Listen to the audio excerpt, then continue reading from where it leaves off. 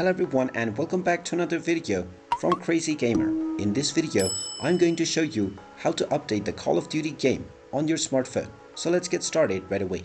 Now, if your Call of Duty game is not working as properly as it is supposed to, and you are experiencing various glitches and errors, then this is probably because you are not updated to the latest version of the Call of Duty game. So in order to fix this, open up the iOS App Store or the Google Play Store depending on your device. Now once it is opened up, tap on the search box and then type in Call of Duty and start your search. Now once you find the Call of Duty game, go ahead and tap on it, and if you see an update button instead of play, then you will need to tap on the update button to install the latest updates. Just tap on the update button and this will begin the download and installation of the latest updates for the Call of Duty game. Just wait for a while until the installation is completed, and then when you see the play button once again, you can tap on it to open up the Call of Duty game and enjoy the latest update. And now your game will work without any major issues. And there you have it. That is how easy it is to update the Call of Duty game to its latest version. If you find this video helpful,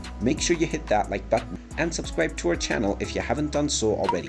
Also ring that notification bell to never miss another update from us. Thank you for watching, and I will see you again in the next video.